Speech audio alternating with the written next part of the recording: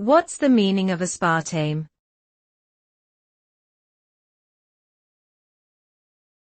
Aspartame.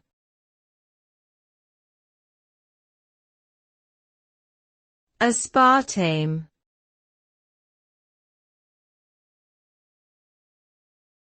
Aspartame.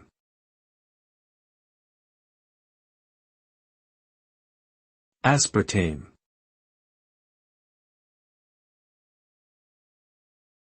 Aspartame is an artificial, non-saccharide sweetener that is approximately 200 times sweeter than sugar.